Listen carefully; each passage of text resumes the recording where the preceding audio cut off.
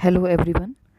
CTET और UTET से related बाल विकास व शिक्षा शास्त्र से संबंधित ये एक सीरीज़ चलाई जा रही है, जिसमें पहले भी कई सारे वीडियो अपलोड किए हैं। तो आप प्लीज़ प्लेलिस्ट पे जाकर उन वीडियो को देख सकते हैं। तो इसमें वीडियो को बनाने का प्रयास ये है कि बाल विकास व शिक्षा शास्त्र से संबंधित सभी महत्वपूर्ण प्रश्नों को और या पहले आए हुए प्रीवियस ईयर में आए हुए प्रश्नों का हम यहाँ पे दोहराव करें और एक कॉन्सेप्ट क्लियर करें कि किस तरह वहाँ पे प्रश्न पूछे जाते हैं और किस तरह हमें प्रश्नों के उत्तरों तक पहुँचना है। तो हम अपना वीडियो स्टार्ट करते हैं। पहला प्रश्न है, देखिए आज का जो वीडियो है यूटेट सेकंड और सीटेट सेकंड के लिए है, यूटेट फर्स्ट और सीटेट फर्स्ट के लिए इससे पहले का वीडियो आप देख सकते हैं। कहीं ना कहीं कुछ प्रश्न तो ऐसे हैं जो फर्स्ट और सेकंड दोनों में आते हैं। तो अपना वीडियो स्टार्ट करते हैं। पहला प्रश्न है, निम्नलिखित में से कौन सा प्रश्न बच्चों के समालोचनात्मक व रचनात्मक चिंतन को बढ़ावा देता है। यानी कि ऐसा कौन सा प्रश्न होगा जो बच्चों से पूछने पर उनके समालोचना और रचनात्मक चिंतन को बढ़ावा देगा। पहला है, पानी के बचाव के लिए सबसे अच्छा तरीका कौन सा हो सकता है और क्यों। ठीक है, और यही देखो यही आंसर है। क्यों? क्योंकि देखो इसमें पानी के बचाव के लिए सबसे अच्छा तरीका कौन सा हो सकता है और क्यों, कौन सा हो सकता है और क्यों हो सकता है, दोनों तरीके से बच्चों को सोचना है। जबकि दूसरा प्रश्न है, आपके शहर में पानी कहाँ से आता है। ये सामान्य सा प्रश्न है, इसमें बच्चा कोई रचनात्मक चिंतन नहीं करेगा। दूसरा है, आपके देश में कुल कितने राज्य और कितनी राजधानी है। ये भी एक मेमोरेबल क्वेश्चन है, इसको बच्चा रट के बोल सकता है, इसमें कोई रचनात्मक चिंतन नहीं है। फोर्थ है, आपके देश का नाम और मानचित्र पर इसकी भौगोलिक स्थिति क्या है। ये भी सोचने वाली चीज़ नहीं, ये पहले से जो स्मृति हमारे मस्तिष्क पर है उसी पर आधारित प्रश्न है। तो क्वेश्चन नंबर 1 का राइट आंसर है ऑप्शन नंबर 1। ठीक है, ध्यान देंगे आप, समालोचना और रचनात्मक चिंतन को बढ़ावा देगा ये प्रश्न। बढ़ते हैं अगले प्रश्न की ओर। समालोचनात्मक चिंतन में प्रमाण की क्या भूमिका होती है, यानी कि एविडेंस की क्या भूमिका होती है। ठीक है, पहला है, प्रमाण का तार्किक और सुनियोजित रूप से मूल्यांकन किया जाना चाहिए। यही इसका आंसर है।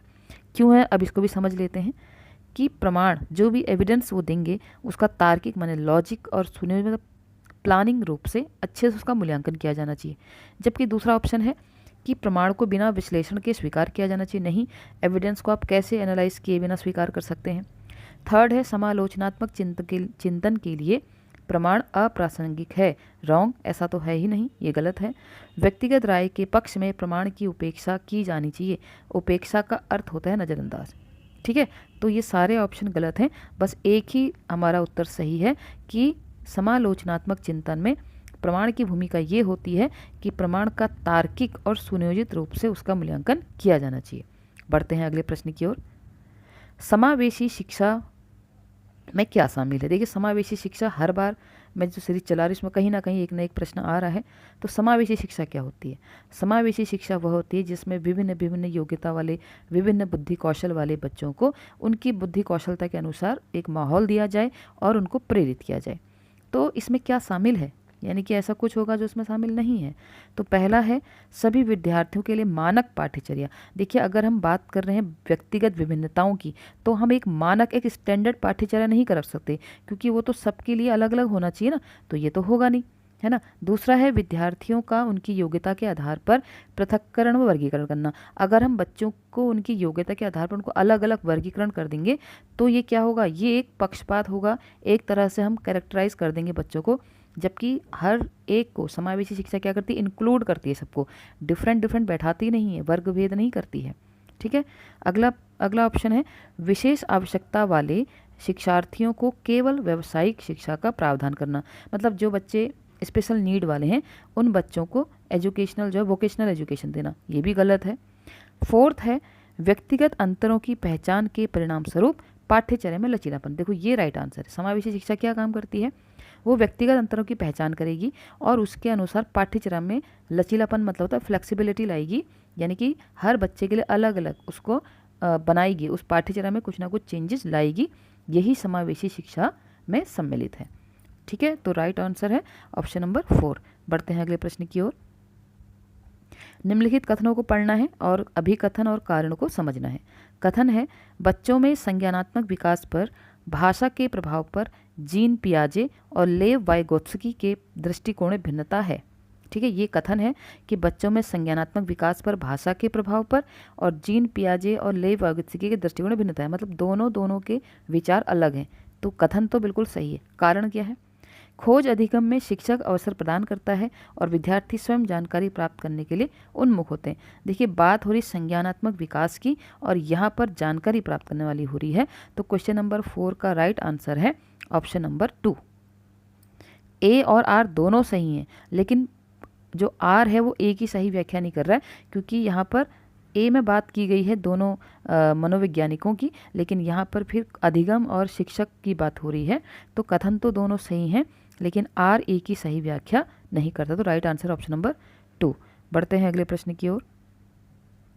निम्नलिखित में से कौन सा समूह उन विशिष्टताओं का सही ढंग से उल्लेख करता है जो प्रतिभाशाली विद्यार्थियों और कक्षा में अन्य विद्यार्थियों के बीच आमतौर पर भिन्न होता है? मतलब ऐसी कौन सी विशिष्टता हैं जो दोनों में अलग अलग पहचानी जाती हैं, दूर से समझ में आती हैं? तो पहला है समझ की अग्रवर्ती होना। अग्रवर्ती मतलब एडवांस में बच्चा जो है चीज़ों को समझने लगेगा, तो ये बच्चा कौन होगा? प्रतिभाशाली होगा। सीखने की तेज गति, उनकी सीखने की तेज गति भी होगी, है ना? किसकी? प्रतिभाशाली बच्चों की बात हो रही है। समझ के लिए दूसरों पर अधिक निर्भरता, ये प्रतिभाशाली बच्चे नहीं करते हैं।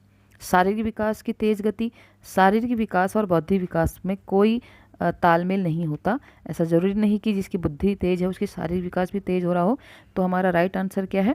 क्वेश्चन नंबर 5 का राइट आंसर ऑप्शन नंबर 4, ए और बी। ठीक है, ए और बी राइट आंसर। तो option number 4 is the right answer. बढ़ते हैं अगले प्रश्न की ओर। श्रवण बाधिता के संदर्भ में निम्नलिखित में से कौन सा कथन सही है? यानी कि जो सुनने में जिसको बाधा है उसके लिए कौन सा कथन सही है? ठीक है, तो उसका राइट आंसर है ऑप्शन नंबर 1। अब 1 क्यों है इसको भी हम समझते हैं। श्रवण बाधिता बच्चे की प्रभावी ढंग से संवाद करने की क्षमता को प्रभावित करता है। जब बच्चा सुनने में ही जिसको बाधा होगी तो वो संवाद नहीं कर पाएगा, वो कन्वर्सेशन नहीं कर पाएगा, इसलिए जो उसकी बातचीत करने की क्षमता है वो भी प्रभावित होगी। जबकि वो सिर्फ सुनने में उसको बाधा है लेकिन बातचीत भी उसकी इफेक्ट होगी। तो ये बिल्कुल कथन सही है। जबकि दूसरा है कि सभी श्रवण बाधिता वाले बच्चों का संवाद करने के लिए सांकेतिक भाषा साइन लैंग्वेज का उपयोग करने की आवश्यकता होती है। ये कैसे होगा कि बच्चा सुनने में बाधित है, बोलने में नहीं है, तो सांकेतिक भाषा से क्या होगा? नहीं समझ पाएगा, या जो भी है उसकी जो वाक है वो तो रह जाएगी अपने आप, है ना? वाणी तो उसका प्रयोग ही नहीं हो रहा है। थर्ड है बच्चे के पास तेज आवाज़ें करके बच्चे की सुनने की अक्षमता का विश्वसनीय तौर पर परीक्षण किया जा सकता है। ठीक है, ये भी गलत है। तेज आवाज़ करके बच्चे की श्रवण बाधिता उसका विश्वसनीय और परीक्षण नहीं किया जा सकता। फोर्थ है श्रवण बाधिता हमेशा कान की किसी शारीरिक समस्या के कारण होता है। ऐसा नहीं है, श्रवण बाधिता के कई सारे कारण होते हैं। तो राइट आंसर ऑप्शन नंबर 1, श्रवण बाधिता बच्चे के प्रभावी ढंग से संवाद करने की क्षमता को भी प्रभावित कर सकती है। बढ़ते हैं अगले प्रश्न की ओर। समावेशन के संदर्भ में पाठ्यचर्या सीखने की अपेक्षाएं में समान है जबकि वे भिन्न हैं। तो क्वेश्चन नंबर 4 का राइट आंसर ऑप्शन नंबर 4। तो अब देखिए इसको मिला के पढ़ते हैं। समावेशन के संदर्भ में पाठ्यचर्या सीखने की अपेक्षाएं समायोजन में समान है जबकि संशोधन में वे भिन्न हैं। अगर हम पाठ्यचर्या सीखने की अपेक्षाएं मतलब जो हम एक क्राइटेरिया फिट करते हैं उसमें जो होगा समायोजन समान होगा लेकिन संशोधन भिन्न भिन्न होंगे। अगला प्रश्न है, संरचनावादी सिद्धांतों के अनुसार निम्न में से कौन सा कथन सही नहीं होगा? संरचनावादी, ठीक है, तो पहला है ज्ञान व्यक्तिपरक है। दूसरा है शिक्षार्थी अपने सामाजिक और सांस्कृतिक संदर्भ में ज्ञान की रचना करते हैं। तीसरा है प्रभावी अधिगम सुनिश्चित करने के लिए शिक्षार्थियों को बाहरी रूप से प्रेरित करने की आवश्यकता है। चौथा है ज्ञान बहुलवादी और बहुविधि है। देखो, प्रभावी अधिगम सुनिश्चित करने के लिए शिक्षार्थी को बाहरी रूप से प्रेरित करने की, अगर आप जानते हैं बाहरी रूप से प्रेरित करने का मतलब क्या होता है कि बच्चे को हमने पुरस्कार का लालच दिया, ठीक है, ग्रेड का लालच दिया, अंक का लालच दिया। जो बाहरी रूप से प्रेरित होता है, प्रेरणा होती है, वो कुछ समय की होती है, तो इससे प्रभावी अधिगम नहीं होगा। इससे बच्चा कुछ देर के लिए कुछ प्राप्त करना चाहेगा, कुछ लालच के कारण। प्रभावी अधिगम तब होगा जब वो आंतरिक रूप से प्रेरित होगा। तो हमारा राइट आंसर क्या है? Option number 3। बढ़ते हैं अगले प्रश्न की ओर। निम्न में से कौन सा आंतरिक अभिप्रेरणा का उदाहरण? देखिए, अभी मैंने आपसे बात करी थी बाह्य प्रेरणा, आंतरिक अभिप्रेरणा। तो आंतरिक अभिप्रेरणा का उदाहरण कौन सा है? देखो, पहला है शिक्षक को प्रभावित करने के लिए परियोजना यानी प्रोजेक्ट को पूरा करना। तो नहीं, यहाँ तो शिक्षक को प्रभावित कर रहा है, बाह्य अभिप्रेरणा है, ये तो नहीं हो सकता, बात हो रही आंतरिक अभिप्रेरणा की। व्यक्तिगत आनंद के लिए एक वाद्य यंत्र, ये सही है कि मनुष्य अपने सुख के लिए किसी वाद्य यंत्र को बजा रहा है। डांट से बचने के लिए पढ़ाई करना, ये भी बाह्य है। पुरस्कार राशि के लिए प्रतियोगिता में भाग लेना, ये भी बाह्य है। आंतरिक सिर्फ एक है, ऑप्शन नंबर 2। बढ़ते हैं अगले प्रश्न की ओर। कथन और कारण है। कथन है शिक्षकों को विद्यार्थियों में विशेष जाति समूह के बारे में रूढ़िवादिता को तोड़ने के लिए कड़ी मेहनत करनी चाहिए। और कारण है कि शिक्षा का एक प्रमुख उद्देश्य विद्यार्थियों को समालोचनात्मक आत्मचिंतन के लिए प्रोत्साहित करना है। तो देखिए इसका कथन भी सही है और कारण भी सही है, क्योंकि कथन में वो कहता है कि जाति समूह के में रूढ़िवादिता को तोड़ने के लिए बच्चों से बात करेगा शिक्षक और उनको एक ऐसा माहौल देगा कि वो समालोचना में आत्मचिंतन कर सकें। तो ए और आर दोनों सही हैं तथा ए जो आर है वो ए की सही व्याख्या करता है। बढ़ते हैं अगले प्रश्न की ओर। महारत या निपुणता, लक्ष्य और प्रदर्शन लक्ष्य में क्या अंतर है? यानी कि एक है महारता लक्ष्य और एक है प्रदर्शन लक्ष्य, इनमें अंतर क्या है? तो क्वेश्चन नंबर 11 का राइट आंसर है ऑप्शन नंबर 2। अब क्यों है आप समझेंगे। महारत लक्ष्य और प्रदर्शन लक्ष्य, देखो महारत मतलब किसी चीज़ को, कौशल को प्राप्त करना, और प्रदर्शन लक्ष्य मतलब क्या है, किसी को खाली करके दिखाना। ठीक है, इस दोनों को आप समझ गए होंगे। तो इनमें अंतर क्या है? देखो महारत लक्ष्य, आंसर हमारा है ऑप्शन नंबर 2। ये क्यों है इसको देखिए। महारत लक्ष्य अपने कौशल और कार्य की समझ में सुधार करने पर केंद्रित है। जब आप कुछ प्राप्त करना चाहते हो, जब किसी पर सिद्धि प्राप्त करना चाहते हो, तो आप अपनी गलतियों से सीख कर उसमें सुधार लाओगे। जबकि प्रदर्शन लक्ष्य उच्च ग्रेड प्राप्त करने या बाहरी पुरस्कार प्राप्त करने पर केंद्रित होता है। मैंने कहा ना, बाह्य प्रेरणा क्या करती है, सिर्फ बच्चे को एक पुरस्कार तक सीमित रखती है, जबकि महारत लक्ष्य क्या होगा, अपनी गलतियों से सीखेगा और आगे उसमें सुधार करने पर ध्यान उसका केंद्रित रहेगा। बढ़ते हैं अगले प्रश्न की ओर।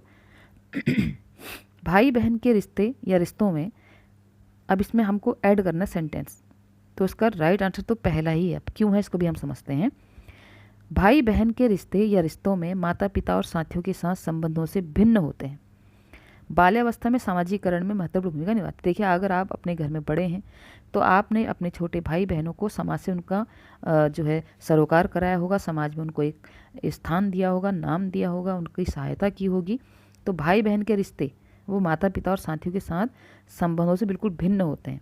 कब? बाल्यावस्था में, क्योंकि कई सारी चीज़ें होती हैं ना, भाई बहनों के, बड़े भाई बहनों और छोटे भाई बहनों के आपस में सीक्रेट होते हैं, कोई बातें होती हैं वो माता पिता और साथियों को नहीं बताते हैं। ठीक है, तो बढ़ते हैं अगले प्रश्न की ओर। क्वेश्चन नंबर 12 का right answer option number 1। Question number 13 फिर कथन और कारण है। कथन है बच्चों के बीच विकासात्मक दरों में काफ़ी भिन्नताएं मौजूद होती हैं। ठीक है, कथन तो ठीक है कि होती हैं। अब व्याख्या क्या है? विकासात्मक अंतर आनुवांशिक और अनुभवात्मक विविधताओं की जटिल अंतर्क्रिया का एक अनिवार्य परिणाम है। हाँ, जो अंतर आता है उसके पीछे रीजन होते हैं। अगर किसी की हाइट कम है तो वो जेनेटिक हो सकता है, ठीक है, ज़्यादा है जेनेटिक हो सकता है। कुछ अनुभवात्मक विविधताएं की जटिल अंतःक्रिया भी हो सकती है, उसने जैसा अनुभव किया। तो उसका राइट आंसर ऑप्शन नंबर 4। ए और आर दोनों सही हैं तथा आर ए की सही व्याख्या करता है। बढ़ते हैं अगले प्रश्न की ओर। निम्नलिखित कथन में विकास के किस सिद्धांत को दर्शाया गया है? यानी कि इस सेंटेंस में कौन सा विकास दिखाया गया है? सेंटेंस पढ़ते हैं। जो बच्चे अपने शुरुआती वर्षों में भाषा सीखने के लिए अनुकूल वातावरण में से वंचित रहते हैं, उन्हें बाद के जीवन में भाषा चुनने में थोड़ी कठिनाई होती है। यानी कि ऐसा शुरुआती समय जो उनके लिए संवेदनशील समय था। ठीक है, तो उसका राइट आंसर क्या? ऑप्शन नंबर 4, भाषा के विकास का एक संवेदनशील समय। ठीक है, समय है यहाँ पर, क्या है? भाषा के विकास का एक संवेदनशील समय। ये बताता है कि कौन सा विकास हो रहा है। जो भाषा का विकास करने में जो बच्चे को परेशानी हो रही थी, तो उसका एक संवेदनशील समय था जहाँ पर उसको अनुकूल वातावरण नहीं मिला और उसके बाद उसको आगे जाकर भाषा चुनने में कठिनाई होती है। बढ़ते हैं अगले प्रश्न की ओर। वह विद्यार्थी जो पठन वैकल्य, देखो पठन वैकल्य मतलब होता है डिसलेक्सिया। इससे पहले हमने डिस्ग्राफिया पढ़ा था जिसमें लिखने में या आकार आकृति बनाने में दिक्कत होती थी बच्चे को, और यहाँ पर डिसलेक्सिया जब पढ़ने में कोई प्रॉब्लम होती है। तो वह विद्यार्थी जो पठन वैकल्य यानी कि डिसलेक्सिया से जूझ रहे हैं को पढ़ना सिखाया जा सकता है। कैसे उनको सिखाया पढ़ाया जा सकता है? तो क्वेश्चन नंबर 15 का राइट आंसर है ऑप्शन नंबर 4, प्रणालीगत ध्वन्यात्मक प्रशिक्षण के माध्यम से। ठीक है, जो प्रणालीगत ध्वन्यात्मक प्रशिक्षण है, ट्रेनिंग है, उसके माध्यम से इन बच्चों को पढ़ाया और सिखाया जा सकता है। बढ़ते हैं अगले प्रश्न की ओर। बोध आधारित शिक्षण का अंतर्निहित सिद्धांत यह विश्वास है कि, ठीक है, क्या विश्वास है? क्वेश्चन नंबर 16 का राइट आंसर है ऑप्शन नंबर 3। ऐसा प्रदान करने के लिए एक सुविधाजनक वातावरण प्रदान किए जाने पर शिक्षार्थी ज्ञान का निर्माण कर सकते हैं। मतलब बोध आधारित शिक्षण क्या होता है? ये बोध आधारित शिक्षण सिद्धांत यह विश्वास है कि सुविधाजनक वातावरण प्रदान किए जाने पर शिक्षार्थी ज्ञान का निर्माण कर सकते हैं। देखिए, आधुनिक अभी जो शिक्षा पद्धति है, शिक्षक को शिक्षक नहीं फैकल्टी मेंबर कहा जाता है। फैकल्टी मेंबर मतलब जो सिर्फ एक सुविधाजनक वातावरण देगा बच्चे को, उसके सामने कंडीशन भी रखेगा, सिचुएशन भी रखेगा और बीच बीच उसकी सहायता करेगा, लेकिन सारा सोचने समझने का कार्य बच्चा खुद से करेगा, तो उसकी खुद की तार्किकता और चिंतनीय शक्ति वो बढ़ेगी। तो यहाँ पर वही लिखा है कि बोध आधारित शिक्षण का सिद्धांत यह है कि वो सुविधाजनक वातावरण प्रदान करेगा और शिक्षार्थी ज्ञान का निर्माण कर सकेगा स्वयं से। बढ़ते हैं अगले प्रश्न की ओर। जटिल समस्याओं से जूझ रहे अमन की समस्या समाधान कौशल विकसित करने में एक शिक्षक किस प्रकार मदद कर सकता है? अब कोई बच्चा जटिल किसी भी समस्या से जूझ रहा है, ठीक है, उसको फेस कर रहा है, तो उसको शिक्षक किस प्रकार उसकी मदद कर सकता है? देखो, पहला ऑप्शन है उसे मंथन करने और विचार उत्पन्न करने के लिए प्रोत्साहित करना। वो बिल्कुल उसको अकेले नहीं छोड़ सकता, उसको प्रोत्साहित करेगा, लेकिन किस चीज़ के लिए? मंथन करने के लिए और विचार उत्पन्न करने के लिए। दूसरा है उससे कहकर कि वो समस्या को सुलझाना छोड़ दे, बिल्कुल गलत। हम बच्चे को पहले ही सिखा दे रहे हैं कि जो प्रॉब्लम है उसको छोड़ दो। तीसरा है उसे प्रयोग करने और जोखिम लेने से हतोत्साहित मतलब होता है उसका मॉरल डाउन करना, कि अरे नहीं ऐसा मत करो, कहीं ऐसा हो गया तो, मतलब उसको नकारात्मक मोटिवेशन देना। नकारात्मक मोटिवेशन नहीं कह सकते उसको डराना, उससे उत्तर प्रदान करना। ये तो बच्चा फिर कुछ सोच ही नहीं पाएगा।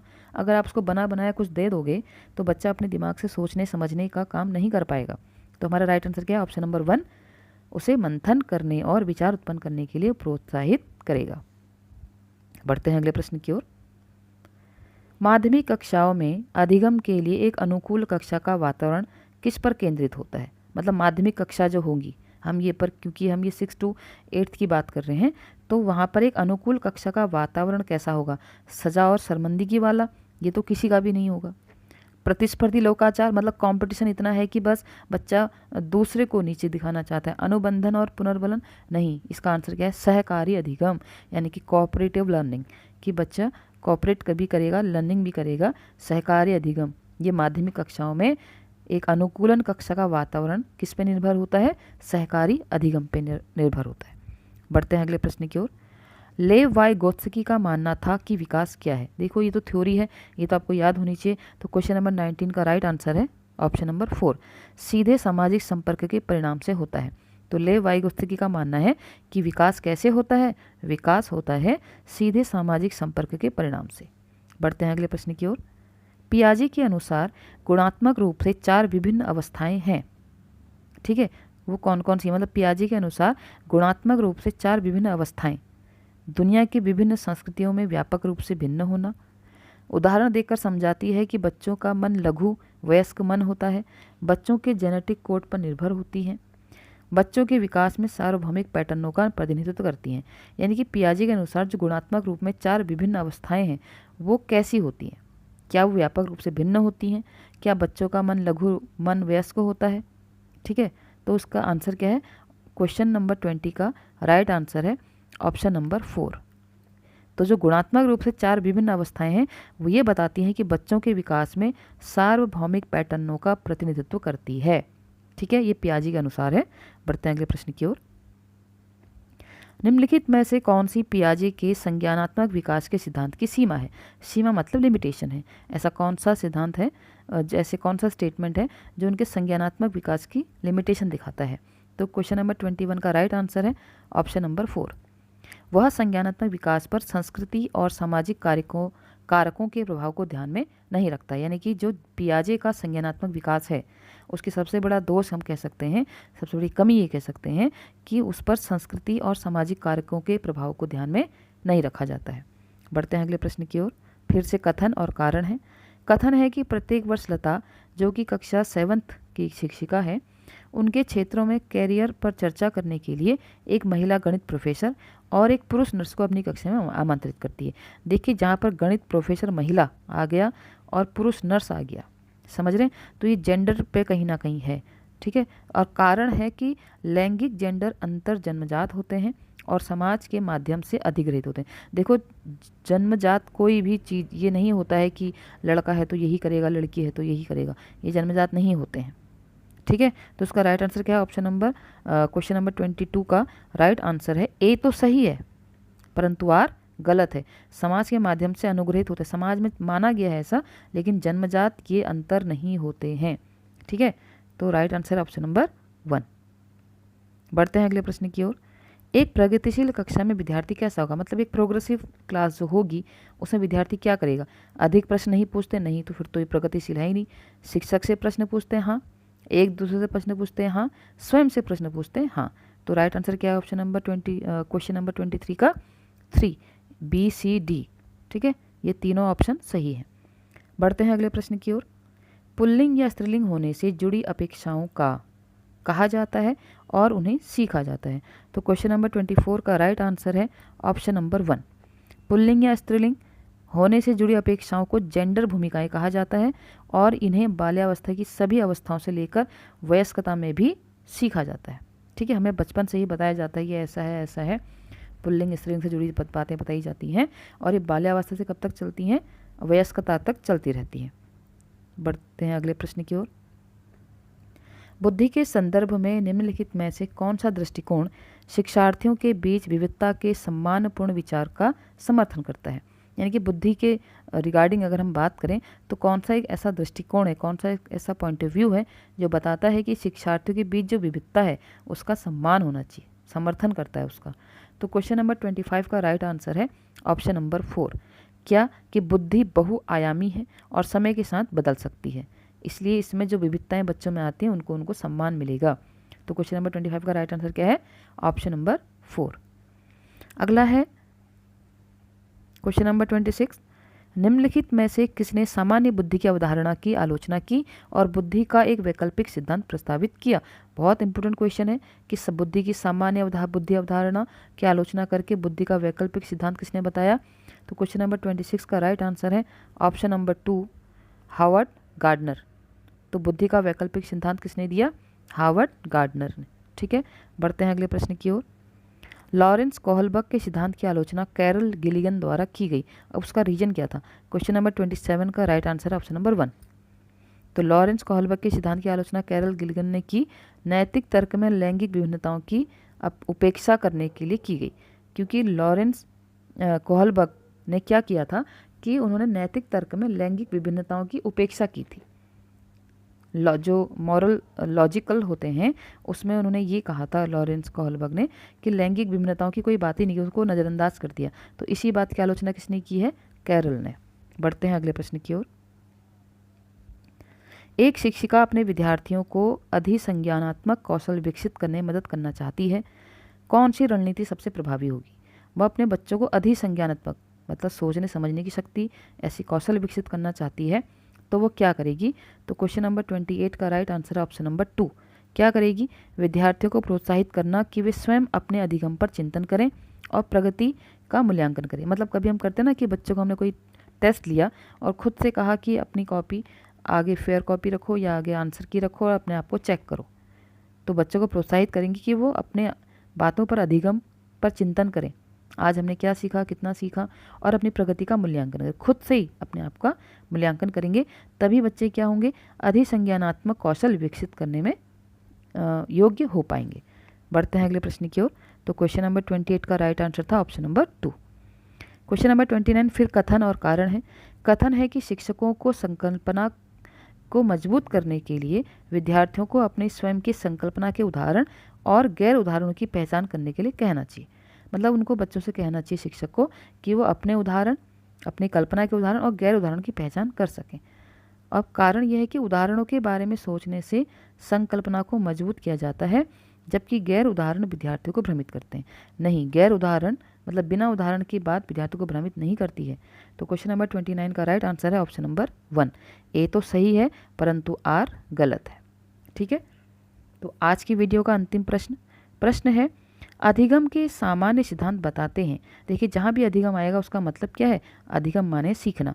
कि सामान्य सिद्धांत बताते हैं कि विद्यार्थी बेहतर रूप से सीखते हैं यदि शिक्षक, तो यदि शिक्षक कैसा होगा कि बच्चे अच्छे से सीखेंगे? तो उसका आंसर है ऑप्शन नंबर 3, पहले अवधारणा का संपूर्ण रूप से परिचय दें और फिर उसकी बारीकियों पर जाएं, है ना। मतलब क्या है, सामान्य से विशिष्ट की ओर। तो बच्चा पहले सामान्य चीज़ों को सीखेगा, फिर विशिष्ट में उसका इंटरेस्ट आएगा। अगर एकदम से उसको विशिष्ट बता दिया तो बच्चे समझ ही नहीं पाएगा, वो सामान्य तक नहीं पहुंच पाएगा। तो हमें सबसे पहले क्या बताना है, उसको संपूर्ण रूप से परिचय देना है और फिर उसकी बारीकियों पर जाना है। तो क्वेश्चन नंबर 30 का राइट आंसर ऑप्शन नंबर 3। तो सीटेट और यूटेट सेकंड से रिलेटेड आज हमने बाल विकास और शिक्षा शास्त्र से संबंधित वीडियो देखी। आप सभी इससे जुड़ें और आगे भी मैं वीडियो लाते रहूँगी। और हिंदी की सीरीज़ मेरी अपने आप इस चैनल पे चल रही है, आप उससे भी जुड़ें। और हिंदी से रिलेटेड जो प्रश्न आते हैं, चाहे वो वर्ण विचार हो, संधि हो, समास हो, अलंकार हो, वो भी आपको शॉर्ट ट्रिक के साथ इस मेरे चैनल पर मिलेगी। तो प्लीज़ जुड़ें, लाइक करें और कमेंट करें। आज के लिए इतना ही, बहुत बहुत धन्यवाद।